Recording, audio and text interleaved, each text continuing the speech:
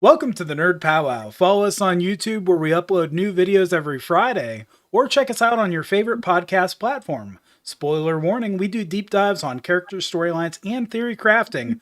With that said, from one John to another, what are we talking about, Mrybane? Well, from one John to another, talking about John Connor, the Terminator with the series. Basically, the entire series, not just John Connor, but he's the central figure through a lot of the movies and shows. So we were going to start there.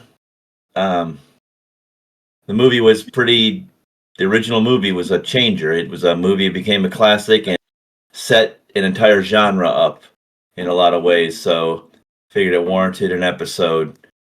I know I particularly liked the first movie. Obviously, the second movie was fantastic, and then I liked weird ones like I kind of fell off on the later movies. They were just not as good to me. But I really liked like the series, the Sarah Connor Chronicles. Really enjoyed that series. I was a fan of all the actors in that series too, and so I really followed that. I was really kind of bummed when that series fell apart and got canceled and left on a cliffhanger and all that other good stuff. But That's what they do. How about you guys? Which parts of the universe did you like? Well, I'll have to definitely go with you guys. Reference the Sarah Connor Chronicles. I've never watched it, so I definitely want to hear your input with those. But back in 1984, I mean, I was 3 years old when it came out. Thought of yet? Yeah, you weren't even thought of yet. Just seeing Arnold Schwarzenegger young. I mean, that man really took care of himself. Obviously, he's a bodybuilder, but I mean, lightning, everything drops down. And he walks to look at the city, and you just see butt. That's one man right there. Mm-hmm. I was like, that is a man. But I really enjoyed it because I rewatched it when we were talking about we're going to do this. I rewatched the first, the second one. Unfortunately, the third one is nowhere to be found on stream. You would actually have to buy the Blu-ray disc. And then I watched Dark Fate, which came out in 2019, and then Genesis that came out in 2015. And I had never seen Genesis or Dark Fate before the last couple days. So I routinely do not watch trailers of movies. I want to be surprised what's going to happen. Deadpool and Wolverine, when Gambit made his first appearance, I had no idea what was going to happen. Kid in a candy store. Oh my gosh! So, yeah, 2015 Genesis. Arnold Schwarzenegger zaps down, walks. Even though if you guys realize, they don't show his butt anymore. They just show his back. But What? It's basically the same scene. Yep. And all of a sudden, he goes to those kids that he's going to say, give me your clothes. He rips out the heart. But no. Arnold Schwarzenegger from another time, the Terminator, I've been waiting for you. And I had no idea that was going to happen. I thought it was a remake of the first one. And it ended up being a really good movie for me. So I became a Terminator fan all over again. Nice. And you know what's funny about Arnold in that era? So I knew Arnold a little bit before because he had the Conan movies. And I liked the Conan movies, but the Conan movies were he was Arnold. He was being kind of goofy. They weren't comedic. Yeah. But the character was kind of over the top. But that's one thing in the Terminator. Every character Arnold ever acts in almost always is over the top. Yeah. He's always like extreme with his one-liners and everything else, but not so with the Terminators. Even though he got a lot of one-liners out of him, he had an ominous aura about him. Like this just ruthless, merciless, unstoppable killing machine was really well done. I mean, somebody directed Arnold and toned him down so that he could actually pull that off instead of being that, you know what I mean? He's just being that all the time. Matter of fact, if you notice in the Terminator series, he never has the Arnold sound effects. Fair. You know, every time Arnold struggles, he's always doing that. You know, he's always got that. You don't hear that. in the Terminator. You know what I mean? He's just because you wouldn't have that with a machine. Yeah. That kind of direction and that kind of attention to detail. You know, and a machine is not going to make audible sound struggling. Yeah. It just doesn't. You know, it's an emotional response. Well, and too, you know, when they were recording that, like Arnold said, whenever he would look at something, he would turn his eyes first and then move his head along with it, because he feels that's a more robotic way. So I think Arnold as an actor had a lot of input as far as how he played that character too. And that's cool. I think coincidentally he was kind of saved from his own sound effects, right? Like, because you're exactly right. Oh, get me these chopper! Like, he didn't have any of those lines. Like the first Terminator movie vibes to me very horror action, and the second Terminator feels like an action horror almost. Like, very much the first one feels. Say that the first one had some qualities like that too. I mean, when he's walking them down, you know what I mean? Yeah. It had a very like that pursuit, that typical pursuit in every undead movie, yeah, you know, that exactly. Yeah, doesn't run, walks. Yeah, it doesn't run. He's just coming. There was a horror quality to that in me too. Like when he's doing that, you know, especially when they first see him and they're trying to get away. It's the first one's absolute horror. Like, yeah, and that's something I kind of forgot about it really until I rewatched it recently. I was like, this really vibes horror action, not just like, you know, an action movie, right? Like it definitely has that vibe. Because when he arrived at the police station in the first one and said, "I'll be back," I don't think that anyone knew that was going to be a line that people spoke 40 years later. Mm-hmm.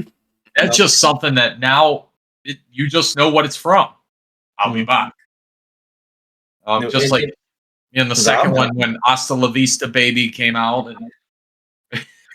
And I think they knew when I'll Be Back came out. In the second one, when Little John was teaching him different sayings, I think they knew just Arnold saying this stuff would actually work. And it did.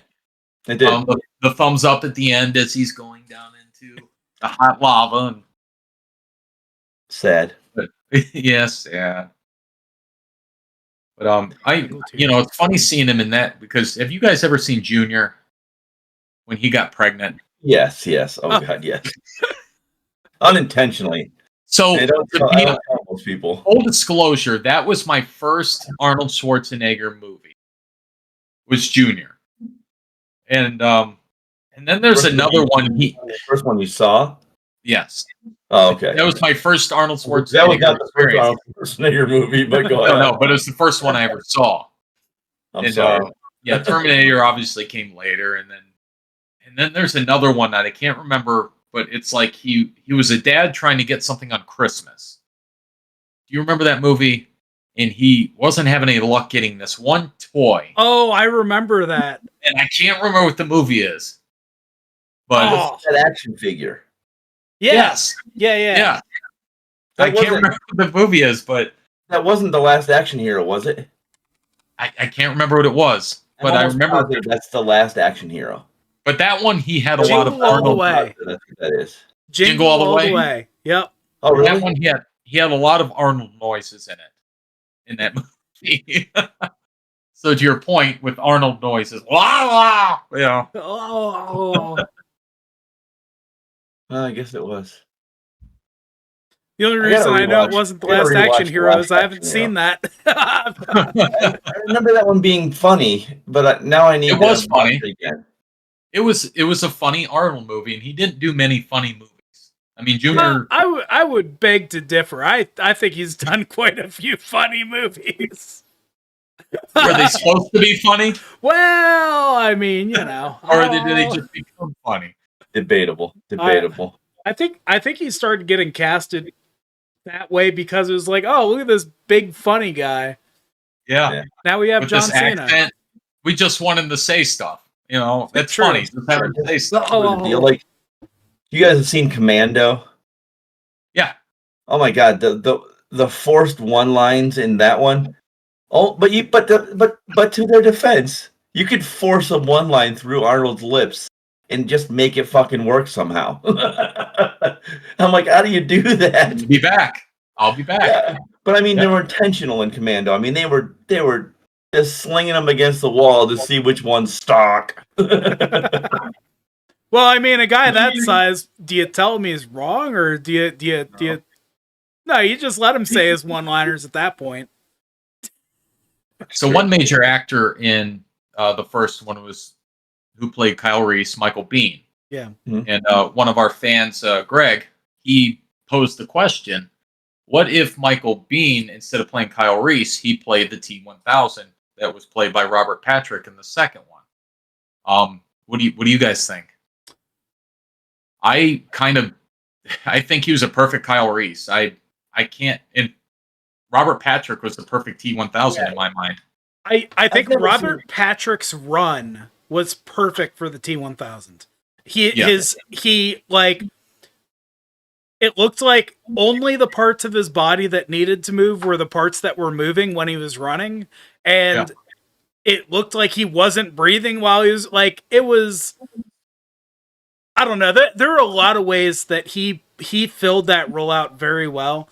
I think Kyle, the actor who played Kyle Reese, I thought he did amazing with that. A very human, performance. But I could see him also acting as a T-1000, doing well with that. But well, Michael Biehn, I really like Michael Biehn. He was great in Aliens, the second Alien movie. But I've never seen him when he wasn't being passionate. The guy he's emotions on his sleeve kind of guy, which I feel like would have weakened the 2000, because that stoicness that he had was what we needed. You know what I mean? I think Michael Biehn, I don't know how well he would achieve that stoicness. I like him as something deadly, but not. I would like to have seen him cast as one of the emotional Terminators that didn't know he was a Terminator in the later movies. Right. ooh. That I could have seen Michael Biehn really pulling off that role. But the what is the actor's name who acted as the T-2000? Robert Patrick. Robert Patrick. I was just blanking on his name. Robert Patrick was just perfect for that. I mean, I can think of other actors that would maybe pull that off. Even that running thing. Yeah. There's a lot of actors running like that would have looked like someone in a 70s show doing the Bionic Man trying to run like a robot thing. But he pulled it off. The knife hand running. I mean, come on, what's the knife hand running? But it worked. It worked really well. And he did it with the things like the not breathing hard. And everything's pumping in a certain cadence that was machine-like. So like it's like left leg out, right arm up, right leg out, left arm up. So it was very machine-like and still fluid, not like someone doing the robot dance. He did really well. Even his striking, like when he turns his arm to blade, he strikes it in the trunk lid when he's catching them. Oh yeah. It becomes very predatorial. He was kind of like he actually reminded me of a bat when it's on the ground. You ever see a bat using its wings to walk? But he just had that, and he's only using the necessary parts. He isn't scrambling about. He's not flailing.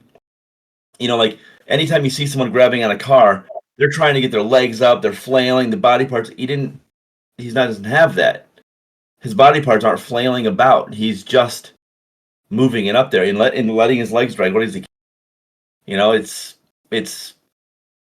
did a great job. I don't think I would have recast him in any way.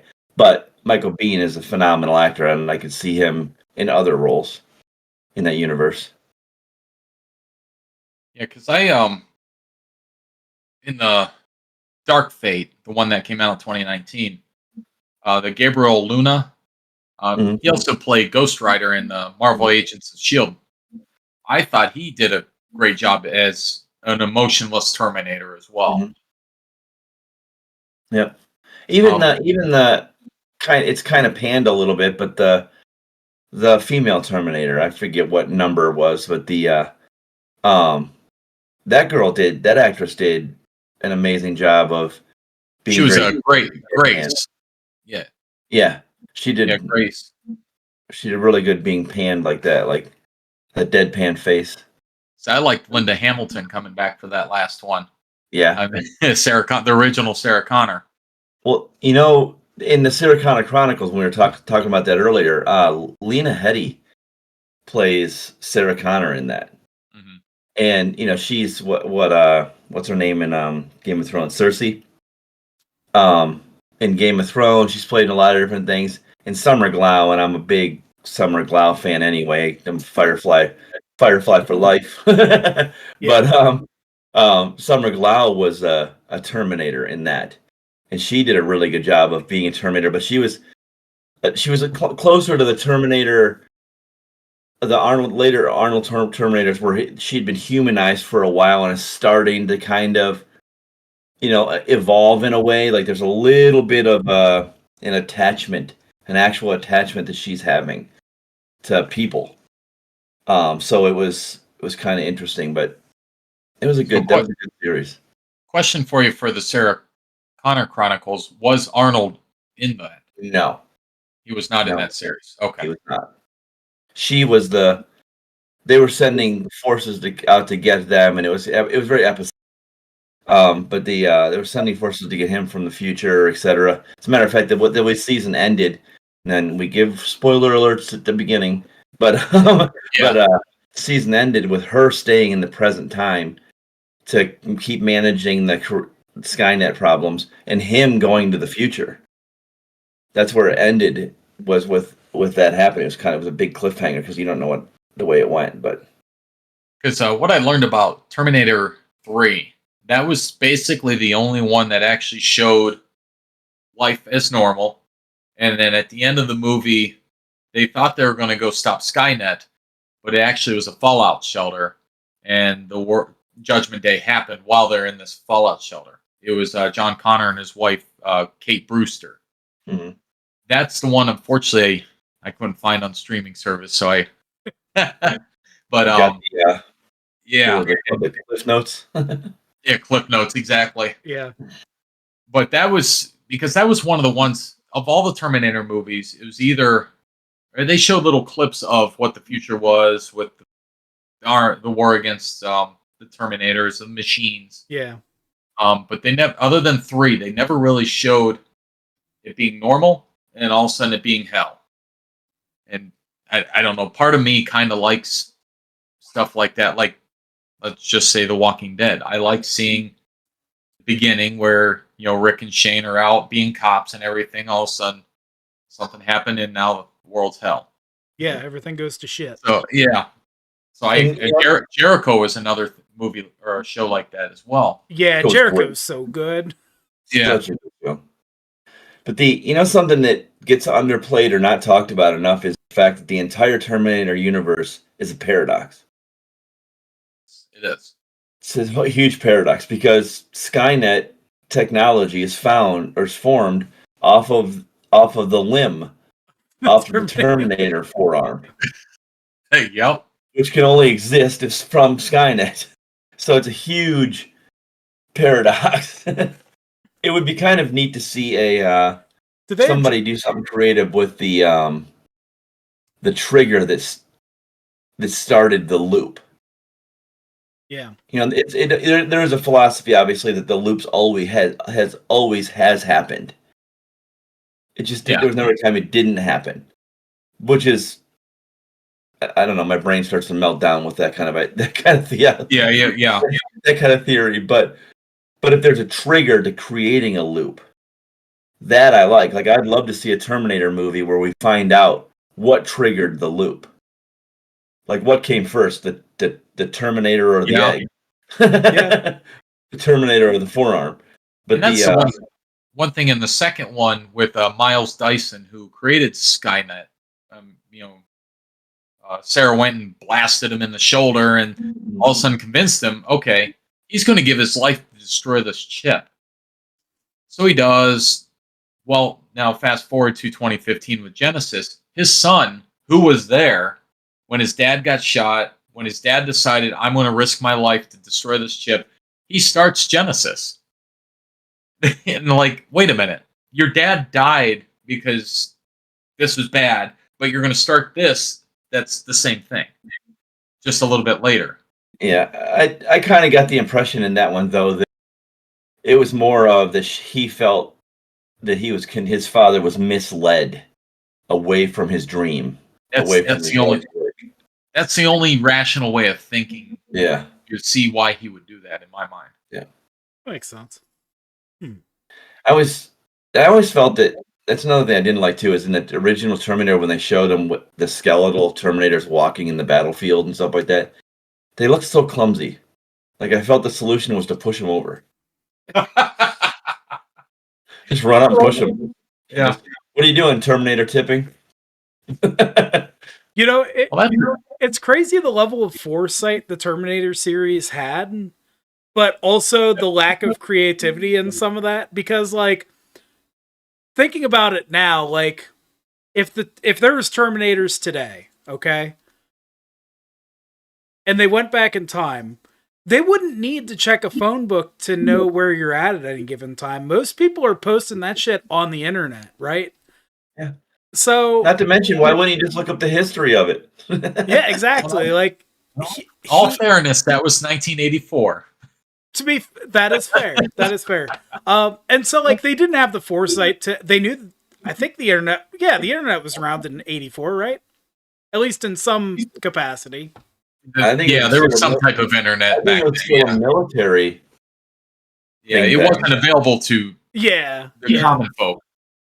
Yeah, so I guess there might have been like a glimmer, maybe since it wasn't popularized as much as it got in the 90s, that, that nobody could see the potential of people just entering all of their personal information into the internet, and every realty website knowing where everybody's lived at any point in time. Yeah. And all that stuff. But I do think it was very ahead of its time in the way that it perceives, the way technology takes over. And wow. Well, Sarah Connor tried to put her phone in a potato chip bag, seal it up. Yeah, can't track me. It's in a potato chip bag.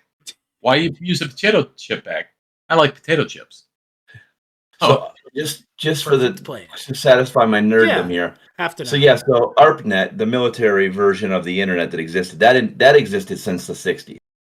But we did not have. It was pretty much generally considered that it wasn't until January 1st of 1983 when we got TCP/IP that it allowed different networks to connect to communicate to each other, because there wasn't any other way for one network to connect to another network or TCP/IP. That's why the ARPANET existed as a consolidated item. So it was 83 before anybody was able to get on anything even close to an internet. Yeah. So fair. In the World Wide Web, the WWW was 89. I still remember in high school, I think it was my junior year, they made me take a typing class. Like, why do I need a typing class? And that same year, later that year, there was a computer class, and I remember posting a picture of the Cleveland Browns logo on my desktop, and I thought that was the most impressive thing that I could ever do. Look what I did, Cleveland Browns right on my desktop. Yeah, that year was weird. Like, I remember in 6th grade, we got Apple IICs. That was the computer that we had. It was the first time computers had been in the school system, was that year. Like, there had never been any kind of computer in the school system. People didn't even know what to do with them for the most part. Like, I was making ASCII drawings, ASCII drawings, where you make a drawing out of letters and printing them over on the dot matrix printer, like spaceships around the Death Star made out of letters. So, I mean, it's just the nerdy shit you did. And then waiting for like 3 hours for a set of boobs to load. But do you remember the pagers we used to have, and we typed to our friends boobies? Yeah, true. Oh yeah. But yeah, it was insane, but I'm so much happier with it now. Yeah. I was downloading I downloaded a Battlefield open beta on my computer a while ago. I was downloading like 400 megabytes per second. I was like, oh my gosh, I remember a time where I was like, oh my gosh, you have a megabyte download? That's unheard Right. of. Like, well, yeah, our biggest storage devices were 1.44 megabytes. I mean, it's ridiculous. But yeah, it's unbelievable the things that we can do, Oh the yeah. things we take for granted now. You know, we just Oh, yeah. absolutely take it for 100, and even having come up through it, I take for granted. You know, I'm a big tech guy, and it's amazing that to think when I think back to certain things like holy shit, we used to do that. we Well, we really did do that. remember But- being 18 years old, I got my first cell phone. It was free nights and weekends, but I only got 60 minutes a month. Yeah. And if I got voicemail, if someone left me a voicemail, it was 15 cents a minute. So if someone butt dialed you and they just left it going forever, that's 15 cents a minute. Did you guys Crazy. ever play Muds? Did you ever play any text-based games like Muds? There was the snake, like a snake game, right? On your No, Muds were text-based.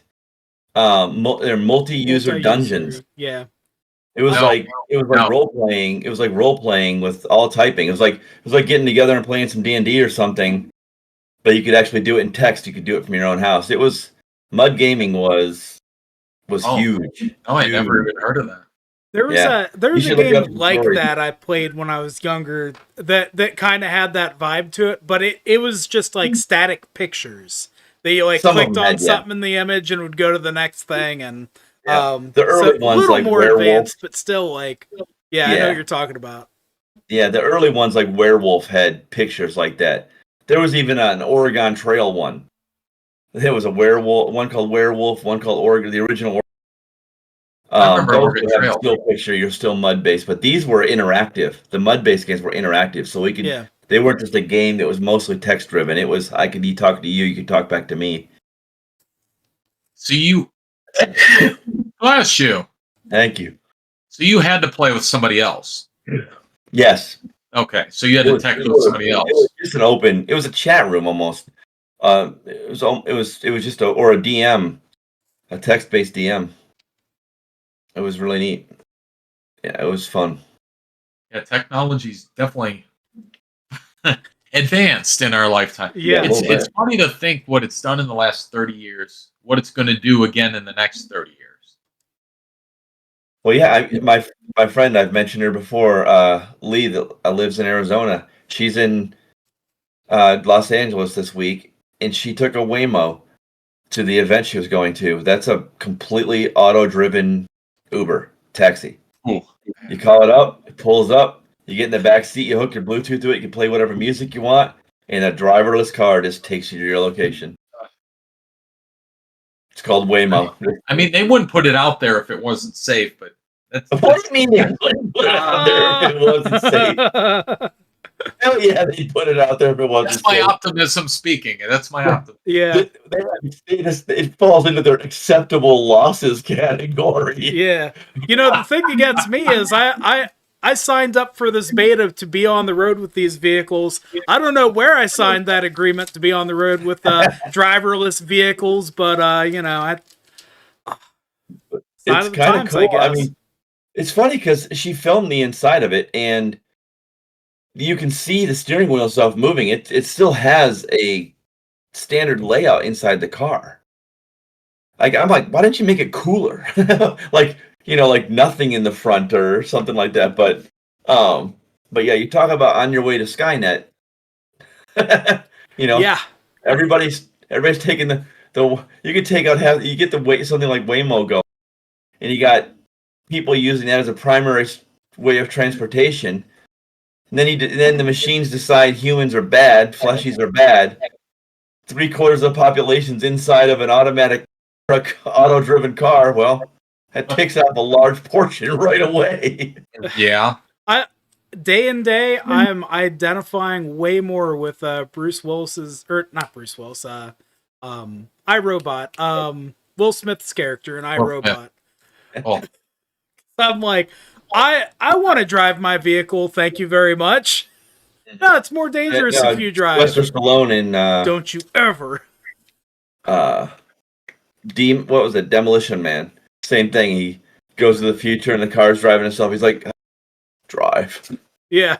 So you talk about iRobot, and that reminds me of the worst movie I've ever seen, and the only movie I've actually walked out on was Bicentennial Man with Robin Williams. Really? It was so bad. Oh, and I love Robin Williams. Like, it was so long. I tried to just wait. I know, but I couldn't make it through it. Like, but Robin Williams holds such a part of my heart. I have such a love for that man. And that movie was so bad. So bad. I think I saw it, but I think I fell asleep through it. I'm trying to remember the details, but like, I don't know how it ended. Yeah, no idea. Huh. I never considered trying to find a liking for it as a sleep aid. Maybe that's its saving grace. Like, I kind of want to. I don't like the fact that I gave up on a movie because I usually don't do it. Even if it's horrible, I'll like, oh, it's gonna get better. It's gonna get better, and then all of a sudden it's over. Stick it out, yeah. Yeah, but this one, I think it's because it was like a 3-hour movie. It was long, and it just wasn't getting better. Like, I'm leaving. I gotta leave. It's terrible. Terrible. You know what? iRobot wasn't bad, but I didn't really like it. I won't watch it. iRobot. I like that movie. You know, it's crazy. So the Firefly actor, I think it's Alan Tudyk or something like that. Tudyk, yeah. He played the robot in iRobot, but I guess he was uncredited or something like that. Or he wasn't able to do press conferences. They really limited his role because the robot was testing better than Will Smith's character in film. I heard that. I actually read that recently. That they kind of just pushed him to the background because they didn't want him doing speaking events because people were really liking the robot. Yeah.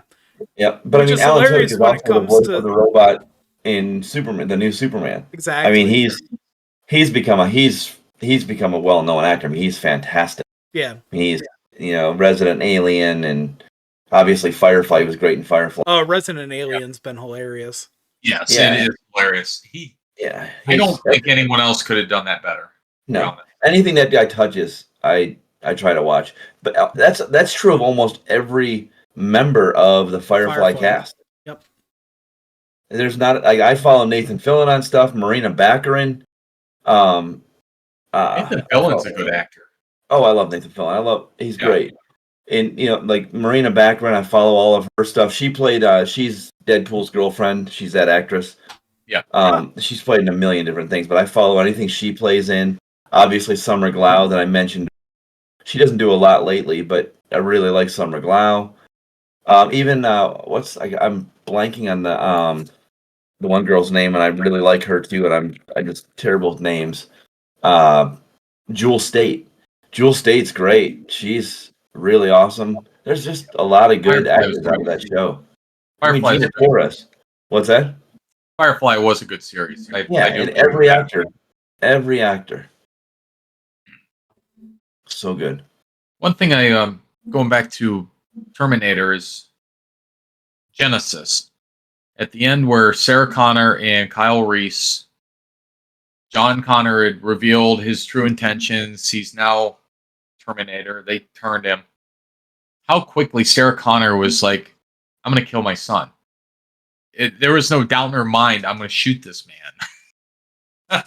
And I'm like, wait a minute.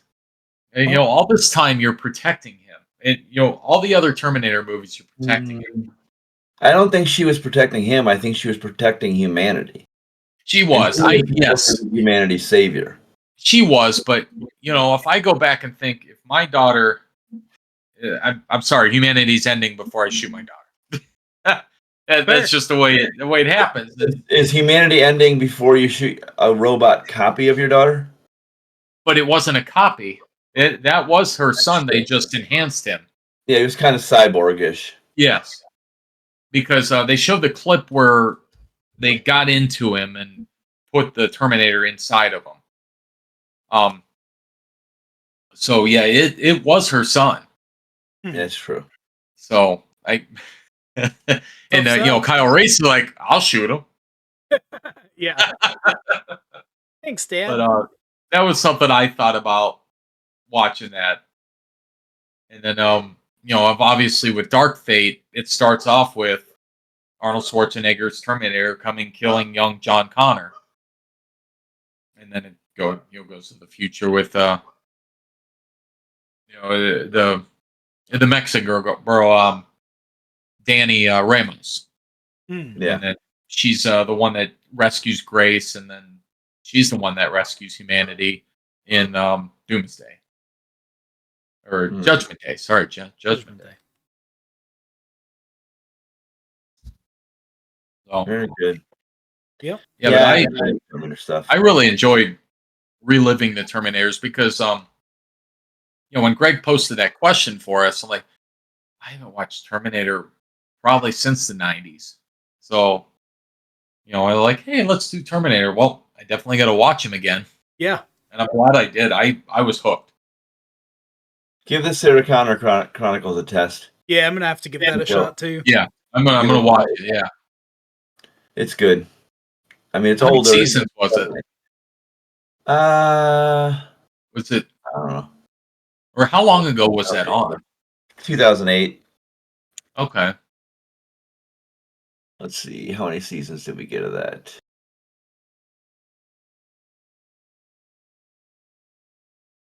2 seasons. You said they left off with a cliffhanger, so they could have gone more.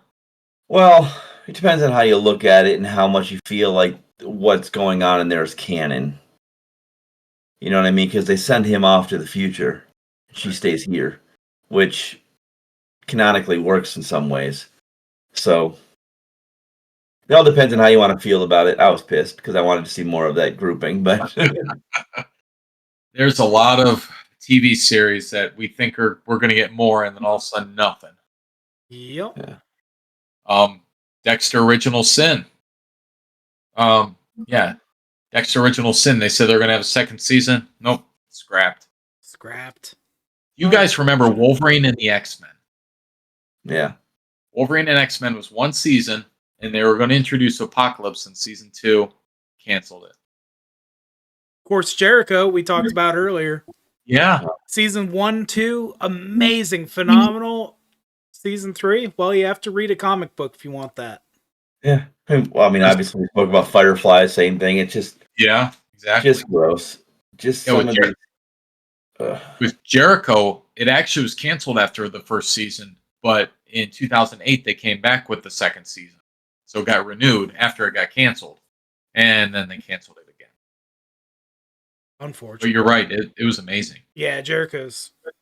Always go to that one. Like that's my Firefly as far as like shows. I'm like, they never should have canceled this. I loved it so much.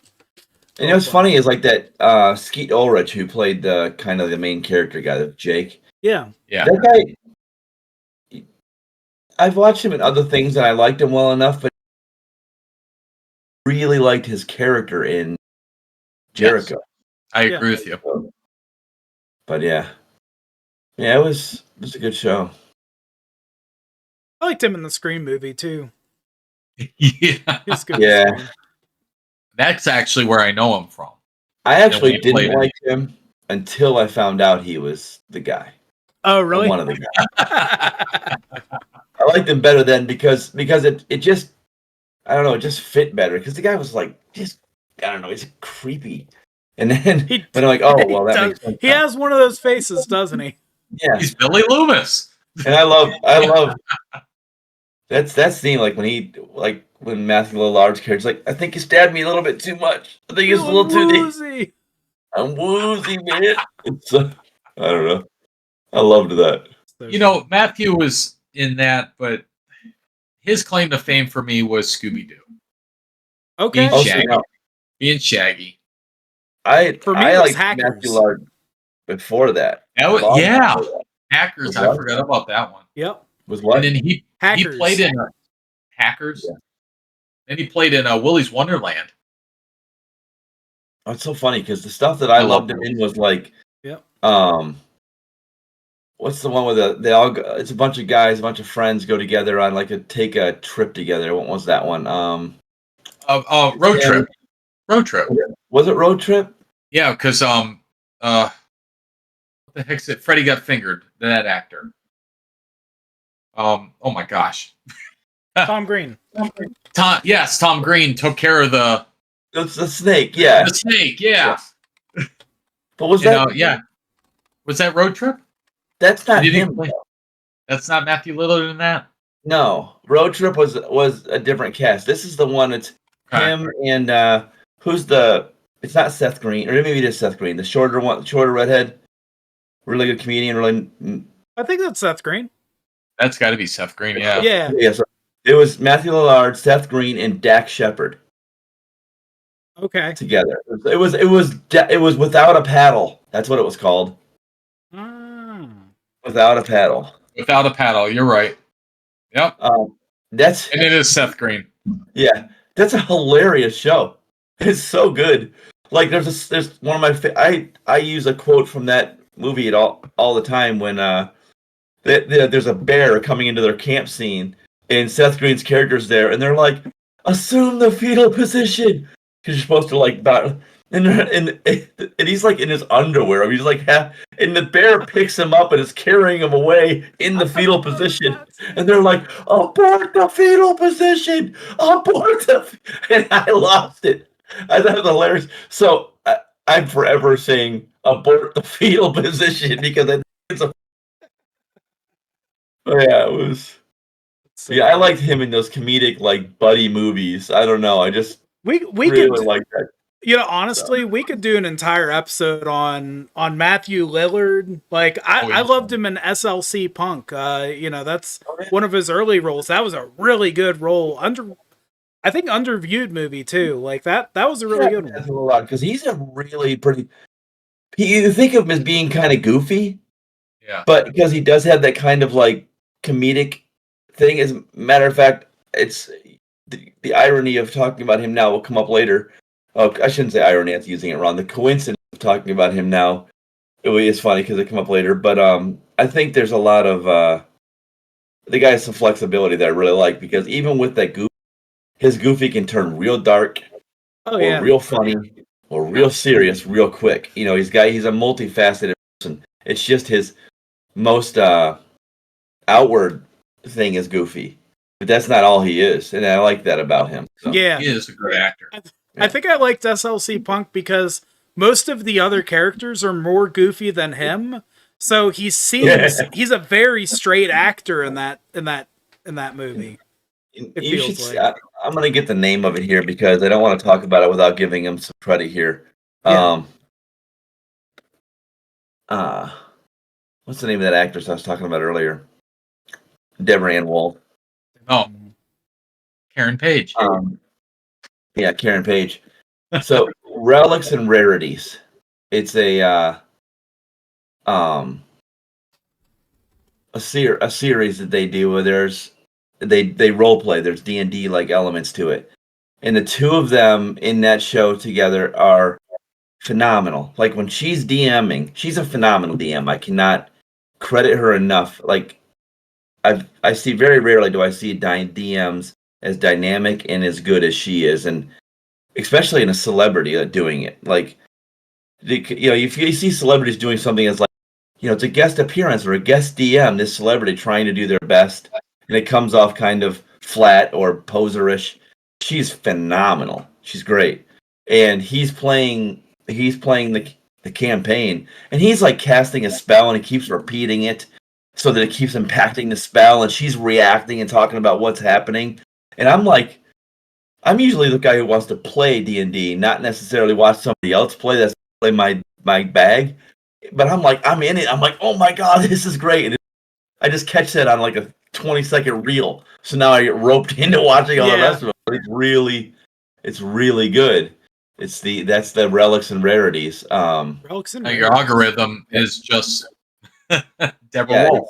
It's in even the title, the little band. I want to give it a good shout out. It's in a mysterious curio shop, creator Deborah Ann Woll brings a unique twist to the world of Dungeons and Dragons with a gripping storytelling and arcane objects.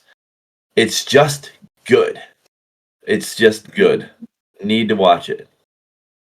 So, Wayne, have you watched any of D&D podcast type stuff?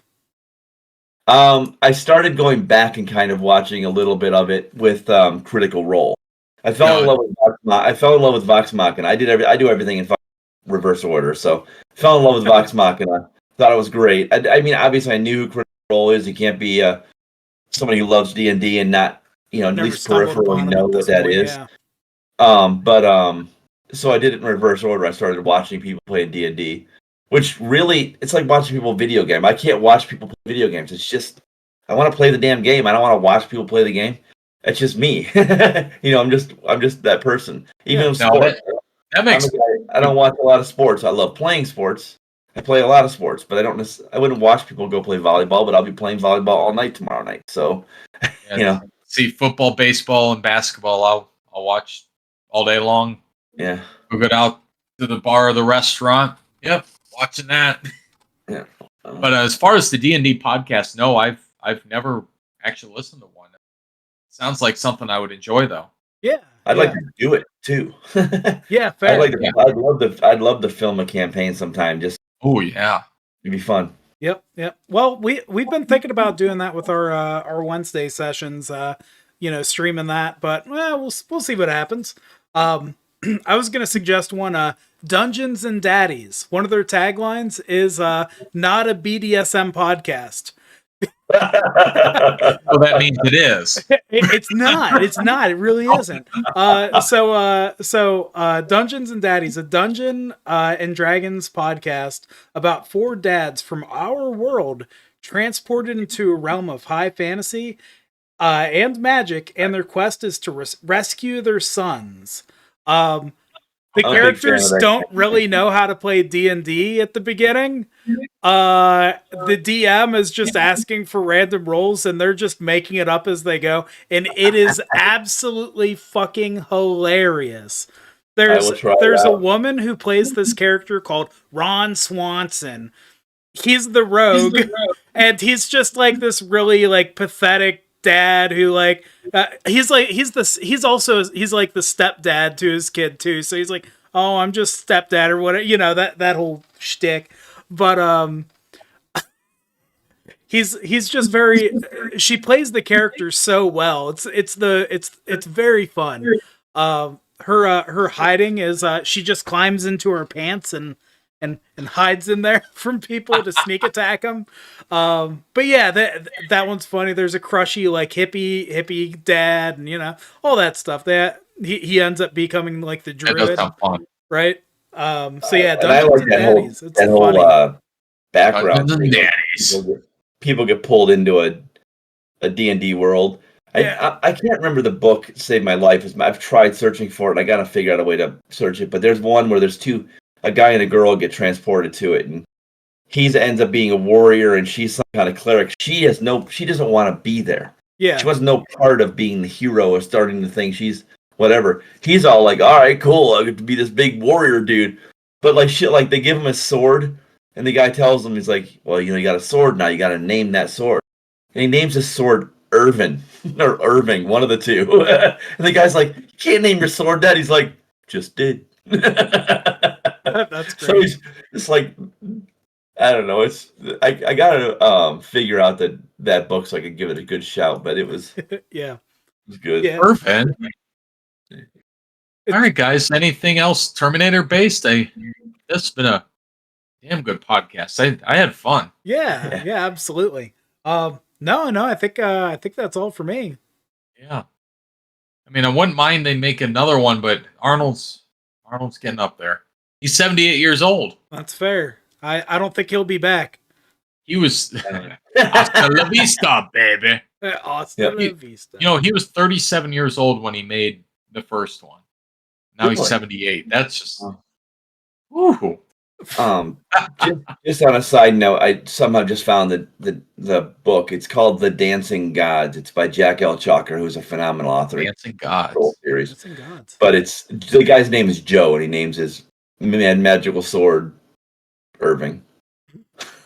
It was the last unnamed magical sword in the entire realm, and he named it Irving. Beautiful. All right, guys. Well, it's been fun. And we'll catch you later on the next Nerd Pow Wow. Until then, Hasta la vista, Hasta la vista, baby. baby. Hasta la vista, baby.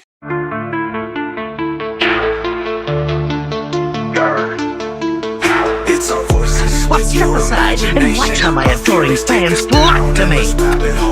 We give our fellow